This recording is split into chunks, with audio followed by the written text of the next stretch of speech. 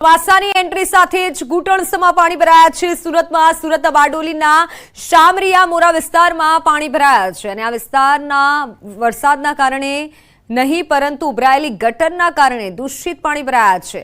શામરિયા મોરા વિસ્તારમાં ઘૂંટણસમાં પાણી ભરાઈ ગયા છે। સ્થાનિકોનું કહેવું છે કે 3 વર્ષથી સ્થાનિકો દૂષિત પાણી ભરાવાની સમસ્યાથી પરેશાન છે, પરંતુ પાલિકાની નિષ્કાળજીના કારણે ઉકેલ આવતો નથી। ગટર ઉભરાતા સ્થાનિકોને ઘૂંટણસમાં દૂષિત પાણીમાંથી ચાલવા મજબૂર બન્યા છે।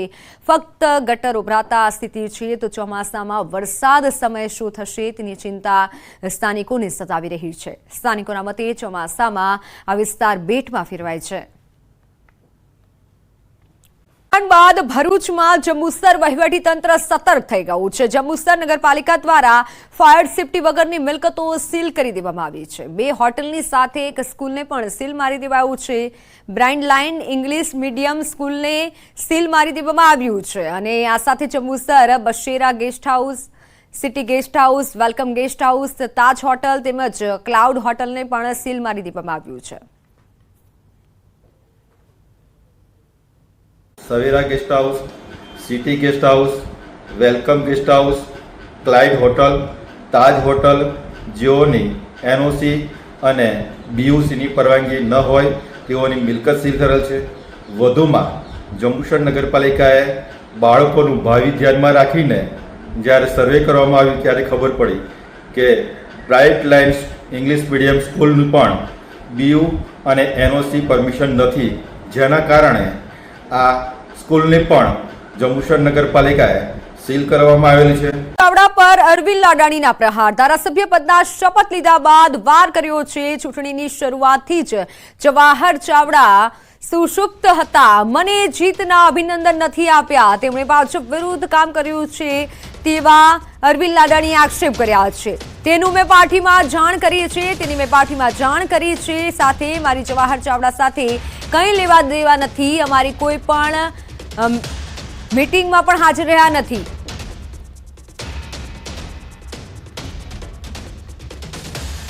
જ્યારે ચૂંટણીની શરૂઆત થઈ ત્યારથી જવાહરભાઈ સુષુપ્ત હતા। અમારી કોઈ પણ મિટિંગમાં જ્યારે મોદી સાહેબ આવ્યા ત્યારે કે પાટીલ સાહેબ આવ્યા ત્યારે એક પણ મિટિંગમાં હાજર નહોતા। પોતે ક્યાંય ખુલ્લી રીતે અમારી સામે આવેલ નથી, પણ ક્યાંક ને ક્યાંક એમનો પરિવાર ભારતીય જનતા પાર્ટીની વિરુદ્ધ કામ કરેલ છે અને તેમાં પાર્ટીને જાણ કરેલ છે। જવાહરભાઈ જે કરવાનું હોય એ એની પ્રવૃત્તિ છે, મારે એમાં કાંઈ લેવા દેવા છે નહીં। હું ભારતીય જનતા પાર્ટીમાં જોડાણો, ભારતીય જનતા પાર્ટી મને ટિકિટ આપી અને હું ભારતીય જનતા પાર્ટીમાંથી ધારાસભ્ય તરીકે જીતો। પક્ષની જે કાંઈ કામગીરી કરવાની થાય, પ્રજાના કાર્યો કરવાનું થાય, હું કાંઈ નહીં કરતો રહીશ। એમાં મારે જવાહરભાઈને કોઈ લેવા દેવા થતા નથી। હદમાં આવેલા 45 હિન્દુ મંદિરોને નોટિસ ફટકારવામાં આવતા હિન્દુ સમાજના લોકો રોષે ભરાયા છે। આ અનધિકૃત જગ્યા પર આવેલા 45 મંદિરોને નગરપાલિકા દ્વારા પુરાવા રજૂ કરવા માટે નોટિસ ફટકારાઈ છે। લોકોનો આક્ષેપ છે કે માત્ર હિન્દુ મંદિરોને જ ટાર્ગેટ કરી નોટિસ અપાઈ છે, અન્ય ધર્મસ્થાનને નહીં, પરંતુ હિન્દુ સમાજના લોકોએ આક્ષેપ કર્યો છે, જેને લઈને હિન્દુ સમાજના લોકોએ કલેક્ટરને હિન્દુ મંદિરોને યથાવત રાખી હિન્દુઓની આસ્થાને ઠેસ ન પહોંચે તેવી રજૂઆત કરી છે। જિલ્લા કલેક્ટરને આવેદન આપ્યું છે। સુપ્રીમ કોર્ટના આદેશ પ્રમાણે કાર્યવાહી કરવામાં આવી રહી છે તો 45 મંદિરોને નોટિસ, જ્યારે હિન્દુ સમાજમાં રોષ વ્યાપ્યો છે। અનધિકૃત જગ્યા પર બાંધકામની પાલિકાએ નોટિસ ફટકારી છે। પુરાવા રજૂ કરવા માટે પાલિકાએ નોટિસ આપી છે। 45 જેટલા હિન્દુ મંદિરોને નોટિસ ફટકારાતા હિન્દુ સમાજમાં રોષ જોવા મળી રહ્યો છે, હિન્દુઓમાં રોષ જોવા મળી રહ્યો છે અને સાથે જ માંગ કરવામાં આવી છે કે આ રીતે ટાર્ગેટ ન કરવામાં આવે। સાથે જ ટાર્ગેટ કર્યાનો આક્ષેપ કર્યો છે। કલેક્ટરને હાલ તો આવેદનપત્ર આપવામાં આવ્યું છે। હિન્દુઓની આસ્થાને ઠેસ ન પહોંચે તે માટે આવેદન અપાયું છે। નગરપાલિકા દ્વારા જે આપણા આસ્થાથી બંધાયેલ ધાર્મિક દેવસ્થાનના મંદિરોને જે નોટિસ આપવામાં આવી હતી, એના અનુસંધાને જે મંદિરોને નોટિસ આપવામાં આવી હતી એ સર્વે મંદિરના પૂજારી અને હિન્દુ સમાજ દ્વારા જે આ કલેક્ટરને એક આવેદનપત્ર દેવામાં આવ્યું છે, કેમ કે જે તે સમયે નગરપાલિકા દ્વારા જે સર્વે કરવામાં આવ્યું હતું એ માત્ર ને માત્ર હિન્દુ સમાજને ટાર્ગેટ કરીને સર્વે કરવામાં આવ્યું હતું।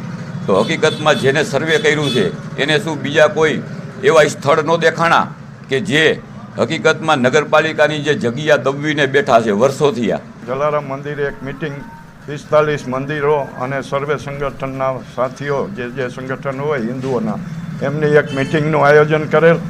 એમાં નક્કી કરેલ કે મંદિરના જે સંચાલકો, મંદિરની આસપાસ રહેતા લોકો એક આવેદનપત્ર આપે. એ આવેદનપત્રની નકલ બધા મંદિરોને આપી બધા જ મંદિરવાળાઓએ સહી સિક્કા કરી અને આ આવેદનપત્ર ભારત સરકારને મોકલી આપેલ છે. તો આ મુદ્દે મોરબી જિલ્લા કલેક્ટરે જણાવ્યું હતું કે સુપ્રીમ કોર્ટના આદેશ પ્રમાણે કાર્યવાહી થઈ રહી છે અને હજી સુધી ક્યાંય પણ સ્થળોમાં ધાર્મિક સ્થળોમાં તોડફોડ કરાઈ નથી. તમામ ધાર્મિક સ્થળોને પુરાવા રજૂ કરવા નોટિસ આપવામાં આવી છે. તો આ પ્રકારની નોટિસ કોઈ એક ધર્મના ધાર્મિક સ્થાનોને નહીં પરંતુ તમામ ધર્મના સ્થાનોને નોટિસ આપવામાં આવી છે. નામદાર સુપ્રીમ કોર્ટ દ્વારા નામદાર હાઈકોર્ટ મારફતે આ કાર્યવાહી કરવાની સૂચના આપવામાં આવી છે. હાલ આ બાબતે પ્રાંત અધિકારી અને નગરપાલિકાના અધિકારીઓ દ્વારા ફક્ત માહિતી મેળવીને નોટિસ આપવામાં આવેલ છે અને તેઓને પોતાની જાતે જ આ જે આ દબાણ હોય એ દૂર કરવા માટે સૂચના આપવામાં આવેલી છે. હાલ કોઈ એ પ્રકારની તોડફોડની કે અન્ય કોઈ કામગીરી કરવામાં આવેલી નથી. સુરેન્દ્રનગર જિલ્લાના ખેડૂતો ચિંતામાં મુકાયા છે. નર્મદા કેનાલનો પિયતનો લાભ લેવા માટે ખેડૂતો દ્વારા અંદાજે 60,000 હેક્ટર જમીનમાં આગોતરું વાવેતર કરાયું હતું, પરંતુ તંત્રએ કેનાલનું સમારકામના બહાને છેલ્લા 1 મહિનાથી કેનાલમાં પાણી છોડવાનું બંધ કરી દીધું અને જેના કારણે ખેડૂતોની હાલત કફોડી બની. મોંઘા ભાવના બિયારણ ખરીદી જે આગોતરા વાવેતર કરાયું હતું તે નિષ્ફળ જવાનો ડર છે. ત્યારે તંત્ર દ્વારા તાત્કાલિક કેનાલમાં પાણી છોડવામાં આવે તેવી ખેડૂતોની માંગ છે અને જો માંગ ન સ્વીકારવામાં આવે તો ખેડૂતોએ ઉગ્ર આંદોલનની ચીમકી પણ ઉચ્ચારી છે. 30% ખેડૂતોએ આગેતરું વાવેતર કપાસનું કરેલ છે. કપાસના બિયારણ અત્યારે બધા સોંપી દીધેલ છે અને થોડું પાણી હતું તે થોડું એક પાણ પાયા છે અને અત્યારે કેનાલમાં પાણી બિલકુલ ખાલી થઈ ગયું છે. નર્મદા નિગમમાં અમે રજૂઆત કરી છે અને ફોનથી વાત કરી તો એ લોકો એવું કહે છે કે તમે તમારા રાજકીય નેતાઓ ધારાસભ્યોને રજૂઆત કરો તો એ અમારે સરકાર અમને આદેશ કરે તો અમને પાણી છોડી શકવી. તો અમે ધારાસભ્યને ફોન દ્વારા વાત કરેલ છે પણ હજુ ખેડૂતોને પાણી કેનલમાં મળેલ નથી. તો આ માટે લાખો રૂપિયાના બિયારણ ફેલ જવાની શક્યતા છે. એ લોકો 1 મહિનેથી કેનલ સાફ સફાઈ કરવાના બહાને અત્યારે પાણી આપતા નથી સાફ સફાઈ થઈ કે નથી એ લોકોએ પાણી આપ્યું. પાણી નહીં આપે તો ખેડૂતોને બે બાજુથી મરો છે. બિયારણ જશે મોંઘા ભાવના 1200 રૂપિયાની થેલીઓ લાવેલી છે. લાખોનું નુકસાન બિયારણમાં છે. પાણી નહીં આપે જેથી કરીને ખેડૂતોને અત્યારે આગેતરા વાવેતરમાં નુકસાન છે. એ લોકો પાણી જો થોડુંક વહેલું આપે એના માટે અમે લાભ લઈ શકીએ તો એ અમારે રવિ પાકની અંદર અમને લાભ મળે. સુરેન્દ્રનગર જિલ્લામાં નર્મદા કેનાલમાં પિયત માટેનું પાણી બંધ કરવામાં આવતા આગોતરું વાવેતર કરનાર અનેક ખેડૂતોનું બિયારણ છે એ નિષ્ફળ જાય તેવી સ્થિતિ છે. સુરેન્દ્રનગર જિલ્લામાં નર્મદા વિભાગ દ્વારા છેલ્લા 1 મહિનાથી કેનાલોમાં સાફ સફાઈના બહાને આ કેનાલો છે તેમાં પાણી છોડવાનું બંધ કરી દેવામાં આવ્યું છે. પરંતુ ટીવી પરના દ્રશ્યોમાં આપ જોઈ શકો છો કે કેનાલોની જે સ્થિતિ છે એ જે છે તે જોવા મળી રહી છે. કેનાલમાં સફાઈના નામે માત્ર અને માત્ર તંત્ર દ્વારા નાટક કરવામાં આવતું હોય તેવું લાગી રહ્યું છે. બીજી તરફ પાણીના અભાવે ખેડૂતોનું મોંઘા ભાવનું જે બિયારણ છે આ બિયારણ નિષ્ફળ જવાની સ્થિતિ સર્જાઈ છે. હજુ પણ સુરેન્દ્રનગર જિલ્લામાં વરસાદના કોઈ એંધાણ નથી અને વરસાદ ખેંચાય તેવી સ્થિતિ છે. ત્યારે ખેડૂતોને તાત્કાલિક પિયત માટે પાણી આપવામાં આવે તેવી ખેડૂતોની માંગ છે અને જો તંત્ર દ્વારા નર્મદા કેનાલનું પાણી છે તે પિયત માટે આપવામાં નહીં આવે તો ખેડૂતોનું મોંઘા ભાવનું બિયારણ છે એ નિષ્ફળ જતા ફરી એકવાર જગતના તાતને આર્થિક નુકસાન સહન કરવાનો વારો આવે તેવી સ્થિતિ સર્જાય તેમ છે.